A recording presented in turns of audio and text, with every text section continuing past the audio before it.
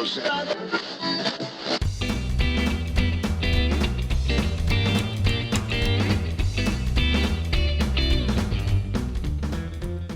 and welcome to Wise About Texas, the Texas History Podcast.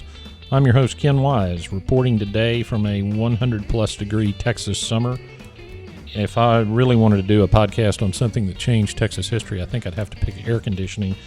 Anyway, thank you for tuning in today for some Texas history. I want to start off today by saying a big thank you to everyone who, on their summer road trips, is listening to Wise About Texas. I've gotten some great emails and pictures from all over the country, feedback from folks listening to the podcast on the road. I appreciate that. I hope it's making your road trip a little bit easier. Today, I want to start by asking a question, and the question is this: what is it about Texas women?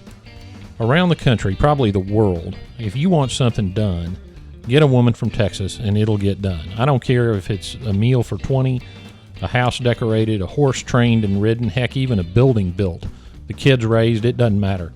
Texas women can do it. They look fantastic in the process, and it has always been that way. You know, think back to the Texas Revolution.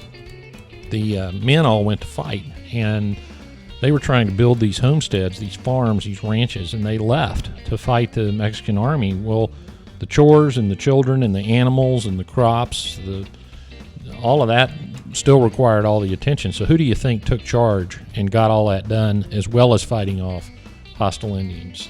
Those were Texas women. That was who was in charge. Famous singers sing about them. Hank Williams Jr. had a song about Texas women. More recently, Pat Green and my buddy Lyle Lovett made it clear that Texas girls are just a little bit better, and they do it all with style and grace. Today, we're going to meet another incredible Texas woman who did it her way in her style. She ruled the roost. She fended off the police, debt collector. She beat the court system, and she even made Sam Houston himself back down. So let's go back to the 1830s and get wise about Texas.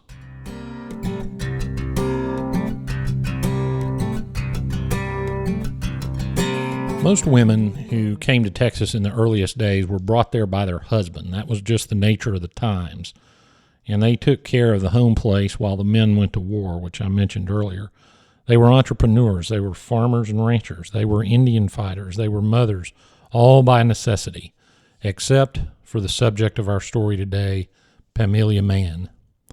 Now, I'm going to start by saying I'm not sure how to pronounce Pamelia. I'm going to say Pamelia most of the time. It's spelled Pamelia. I suppose you could call her Pamelia. I'm going with Pamelia, and we could just call her Pam. Anyway, Pamelia arrived in Texas in early 1834. She was married at the time to her third husband, named Marshall Mann. She had two boys from two prior marriages, one each. The first, Flournoy Hunt, she nicknamed him Nimrod. He was 17 years old when they got to Texas. The other, Samuel Ezekiel Allen, was 8 years old when they got to Texas. The Manns arrived in Harrisburg, and they moved on and settled in San Felipe, of course, the capital. Pamelia and her husband ran a boarding house in Washington on the Brazos, and in March 1836, when the delegates arrived to declare independence, etc., and all the things they did at Washington on the Brazos, many of them were staying at the Manns boarding house. One of the residents of that boarding house at the time was the famous diarist William Fairfax Gray. His diary, of course, is a fantastic source on information about the events leading up to and through the Texas Revolution. And Pamelia also got to know our friend Sam Houston pretty well. In fact, one account tells that when some of the Goliad survivors finally reached San Felipe, they found General Houston with his head in Pamelia's lap as she combed his hair. Now, the source for that story are some pamphlets written after the Texas Revolution by some folks that didn't like Sam Houston very much. But in any event, it certainly could have been the case. Mann eventually left San Felipe, Pamelia I'm talking about, with the rest of the civilians to flee the Mexican army during the runaway scrape. And during the runaway scrape, the most famous story involving Miss Mann occurred, but we're going to save that for later. Pamelia's husband joined the Army right after the Battle of San Jacinto was won, and during this time, or at least by August 1836, Pamelia was living in Harrisburg. Her relations apparently with Sam Houston had chilled a bit after the story that we'll discuss later. And she also began, when she got to Harrisburg, what turned out to be a very prolific litigation career. The court system in Houston started in March of 1837, and our good friend Judge Benjamin Cromwell Franklin presided, the subject of episode 1 of Wise About Texas. And the minute book survives to this day, the minute book where Sam Houston and Secretary of State Stephen F. Austin established the court system. Benjamin Cromwell Franklin took the oath of office, and the first cases were heard. That book is in the Harris County District Clerk's office. And if you go to that book, Pamelia Mann appears in the very first volume, and she appears on page 18.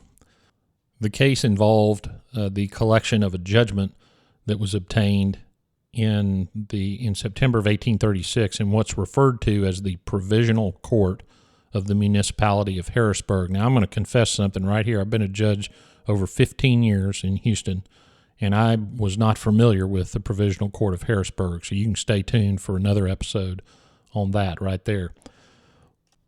So Pamelia Mann was one of the original settlers of Houston, and she bought 2 lots on Congress Avenue at Milam, the northeast corner of that block.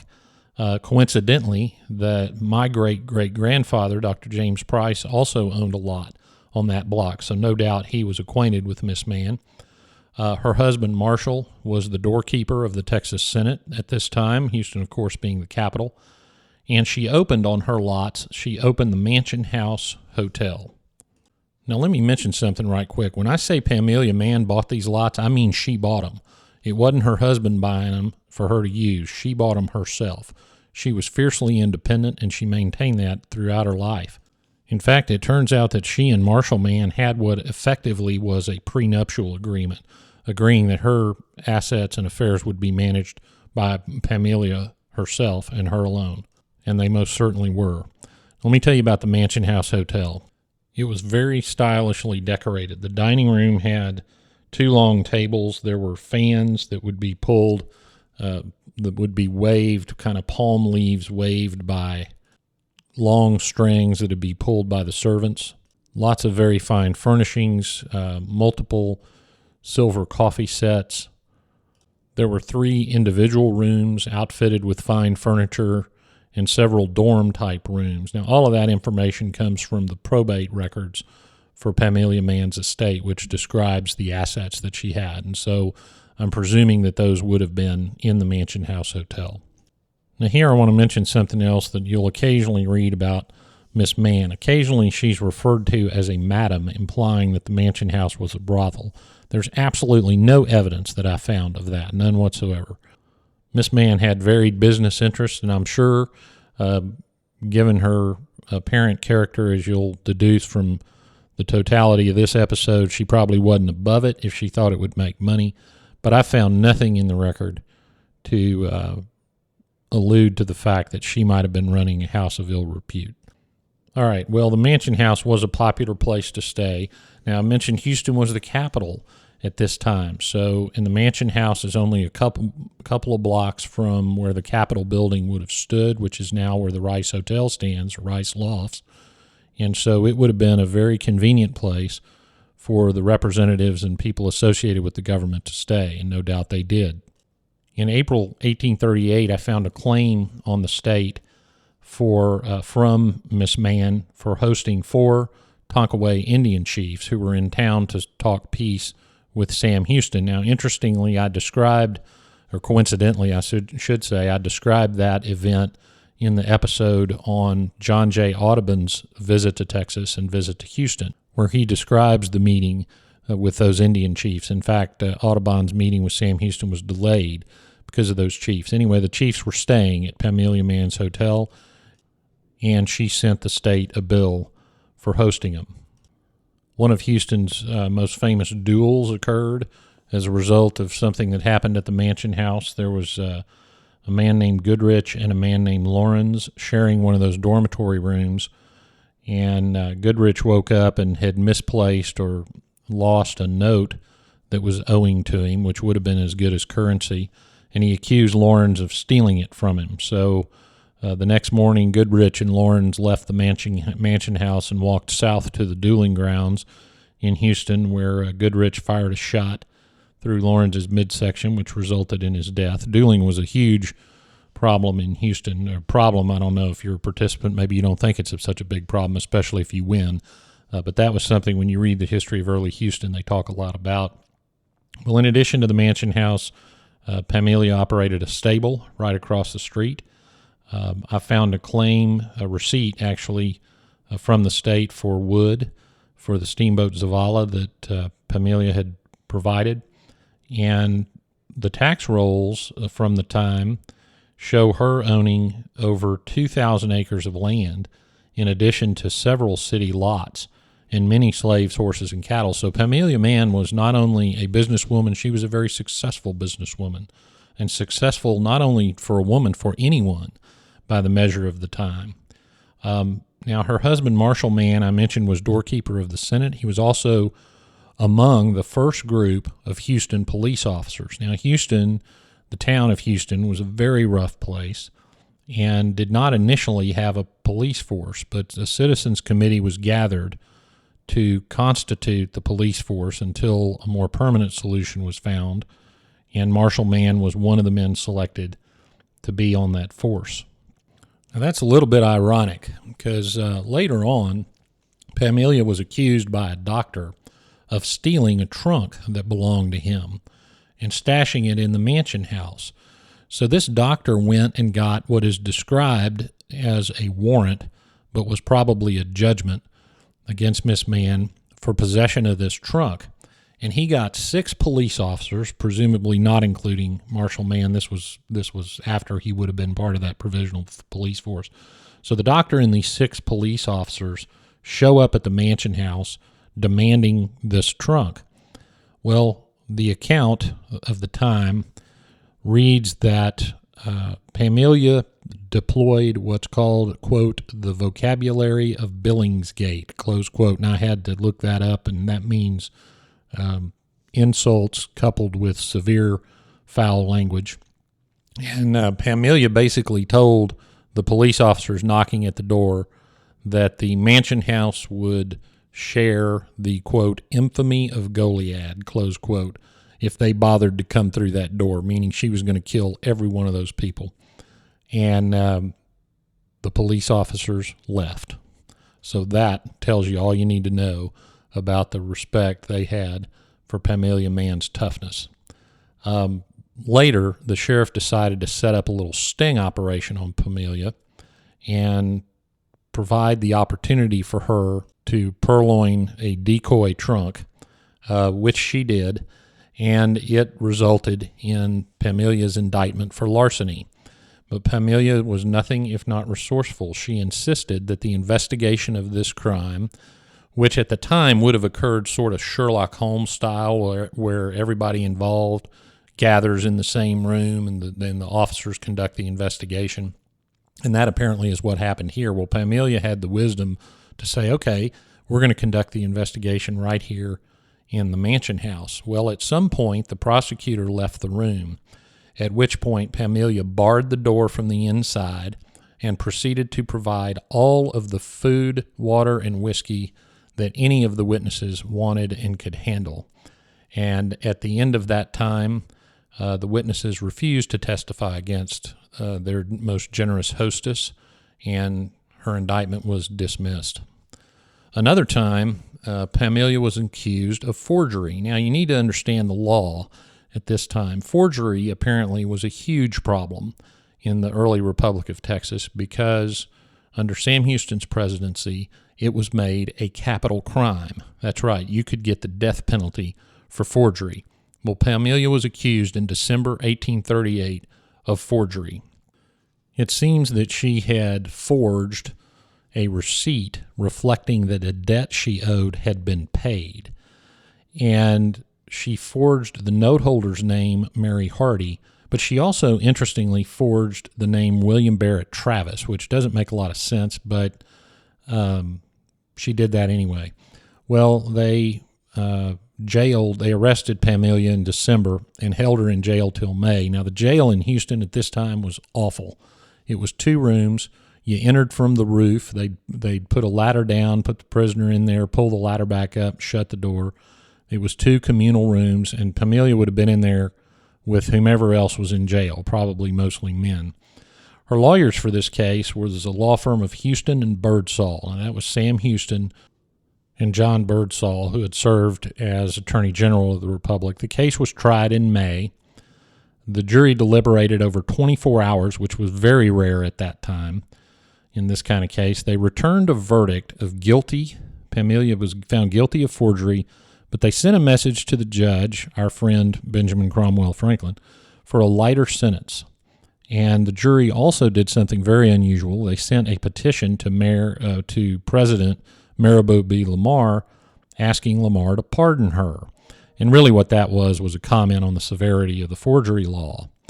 Well, this made the newspapers, as you might imagine. The newspapers wrote editorials about the law being very harsh.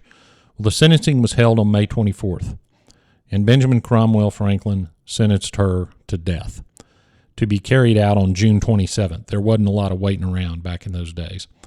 Well, the following day, Mirabeau B. Lamar honored the jury's petition and pardoned Pamelia Mann. So she escaped the hangman's noose, even though she had been sentenced to death. Well, she was also party to many other lawsuits during this time. Sometimes she was the plaintiff, sometimes she was the defendant. She was indicted for adultery during this time. She was a party to a suit involving the purchase of slaves, the payment of a note. She had a real estate fraud case, all kinds of stuff. And if you look at her estate documents, after she died, she owed lawyers over $5,000, which, at that time was an incredible amount of money. One of those lawyers was Benjamin Cromwell Franklin himself, who became a lawyer after leaving the bench. So she actually hired the judge who had sentenced her to death to represent her later on. So that falls in the small world category. And all of this is available in the minutes of the Harris County District Courts, and some of them are available online. Some of them you need to go down to the courthouse to look at, but they're all there. Now, I mentioned an indictment for adultery. This was actually, she was co-indicted with her partner, Tandy Brown, and it was really, at that time, it was called adultery. It was really for them having an illicit relationship out of wedlock, and they eventually got married. Pamelia also, with this marriage, got what amounts to a prenuptial agreement where she was in total control of her business. And this last marriage did not settle her down. She was later indicted along with Tandy Brown and her oldest son, Flournoy, for assault with intent to kill. I'm not sure exactly what that involved. I couldn't find that, but I also couldn't find it ever coming to trial. There was a continuance issued, but I didn't see a trial. Her husband, Tandy, also got charged with stabbing a free black woman who had bought a lot from Pamelia. Now, Houston at this time had a significant population of freed people of color, and they were a part of the community, and many of them very successful. And this free woman of color had purchased one of the lots from Pamelia and apparently was not very happy with the purchase. Pamelia was also arrested for stealing a slave, but I couldn't find the conclusion of that case in the documents. Anyway, Pamelia led a very, very active life during her time as a Houston resident. Now, let me tell you a couple of things about her sons. Flournoy Hunt, or whom she called Nimrod, her oldest son, he served in the Texas Army during the Revolution. He was actually married at the Mansion House Hotel in 1838. His best man was Sam Houston himself. So at some point, Pamelia had mended the relations that had become a little tense, as we will soon learn. Also in that wedding party were Dr. Ashbel Smith, which was one of Texas's early doctors, as well as Dr. Alexander Ewing, who had attended Sam Houston at San Jacinto when he was wounded. Hunt was kind of a renegade himself. He would eventually be killed in a fight at a horse racing track in Harrisburg a few years after this in 1842. So the apple didn't fall too darn far from the tree in Nimrod's case. Her other son, Samuel Allen, got married in 1844. He became a very successful rancher in Harrisburg. He had several children. His daughter-in-law, it's a little side note I found, his daughter-in-law, Rosa Allen, ended up donating a Galveston Bay home and land to the Episcopal Church. They had all joined the Episcopal Church, and Rosa Allen donated this land, and it became Camp Allen, which is still in operation, although they have moved it to Grimes County, northwest of Houston. And I've actually taken my family there from time to time. It's a wonderful place. Soon after the stabbing incident, where Tandy Brown stabbed the purchaser of that city lot, he died of yellow fever in September and of that same year. And yellow fever was a huge problem in Houston, and there were many yellow fever outbreaks, not just Houston, Galveston, and throughout Texas, but Houston was particularly susceptible to it, given the fact that the city is built on a swamp. Pamelia later fell ill, and she died shortly after Tandy in November 1840. It is said she was buried in Founders Memorial Park in an unmarked grave, and I'll tell you how to get there at the end of this episode. Now, about that most famous story I kept mentioning, well, here it is. Recall that Sam Houston lay reclined in Pamelia's lap with her combing his hair in San Felipe as the Goliad survivors straggled in after the March 27th massacre in 1836. Well, everyone was in full retreat. Pamelia had crossed the Brazos along with the rest of the civilians from San Felipe, and then, of course, the town was burned. And at Gross's plantation, she met up with the Army. Now, Gross's plantation near Hempstead was where Sam Houston camped for an extended period to train his men. He camped west of the Brazos, across the river from the plantation. And it was also at this time that the twin sisters arrived from Cincinnati, the two cannon that were the only artillery the Texas Army had at San Jacinto. So Houston crossed the Brazos and needed a way to pull those cannon toward what would eventually be San Jacinto. And so he needed some oxen. Well, Pamelia Mann was successful, and she had in her charge a yoke of oxen. So Sam Houston cut a deal with Pamelia to use two of her oxen to pull the twin sisters, and Pamelia expressly said, okay, if you take these oxen and you take the Nacogdoches Road, which would eventually be the left fork at a fork in the road and heading toward Louisiana, you can take these oxen. But if you're going toward Harrisburg, I'm going to keep these animals. Houston agreed to this and told her that he was going toward Nacogdoches. Well, off they went.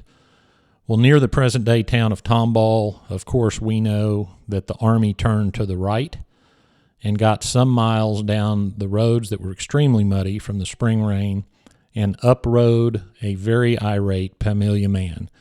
She was described as wearing a brace of pistols and had a huge Bowie knife in her belt. She is reported to have ridden right up to General Houston and said, and I quote, "General, you told me a damn lie. You said you were taking the Nacogdoches Road. I want my oxen," close quote. Houston replied, of course, that the Army needed the oxen to move the cannon, and she said, this is what she was quoted as saying, quote, "I don't care a damn about your cannon. I want my oxen," close quote, at which point Mann apparently jumped off her horse, pulled out that Bowie knife she had, cut the leather straps from the oxen, and disengaged the chaining those oxen to the wagon. She then jumped back on her horse and with a loud whip crack drove the oxen back up the road and back home. Well, the wagon master, a guy named Conrad Rohrer, told General Houston he'd go back and get the oxen, and Houston is said to have yelled after him, quote, "Captain, that woman will bite," close quote. The wagon master didn't care. He said he was going to get the oxen back. He later returned to camp with a torn-up shirt and no oxen. The Army referred to this incident as Houston's defeat. So Houston did all he could do in that situation. He got down and helped push those cannon towards San Jacinto. Well, that's Pamelia Mann. She defied the conventions of her day, partly probably from the necessity of a hard life on the frontier, and partly, no doubt, from her fiery personality. Did Texas make her that way, I wonder? Well, probably not much. I think Texas attracted people like Pamelia Mann. She was an independent spirit and extraordinarily self-reliant. Those qualities were certainly shaped by the environment of early Houston, which was very violent, crude, frankly, just unpleasant.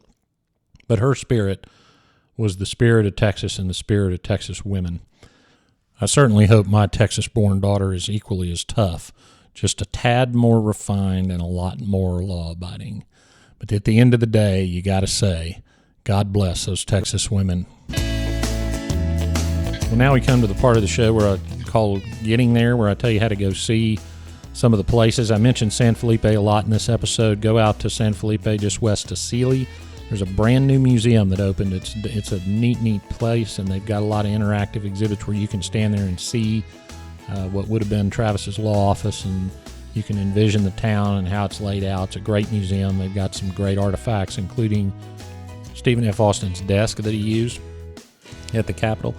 Harrisburg is now part of Houston. If you go down to the intersection of Lawndale and Broadway, you're basically in the center of Old Harrisburg, so you can go check that out if you're in Houston.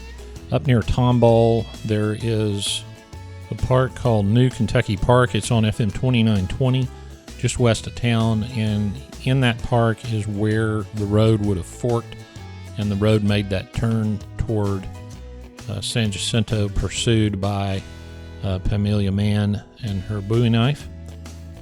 Founders Memorial Cemetery, which is where Pamelia Mann supposedly was buried in an unmarked grave, is at 1217 West Dallas Street in Houston. There are a ton of Revolutionary era figures buried in there. Marabou Lamar's wife is laid to rest there. Many other early Texas and Houston figures are buried there.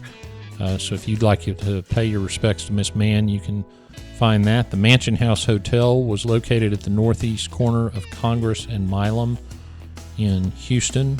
There is a building there that I'm not sure exactly what year the present building was built, but it was the Hinkie and Pilo grocery building for many years. But that's the block on which the Mansion Hotel sat. There's now some restaurants on that block, and it's right across the Congress from Market Square.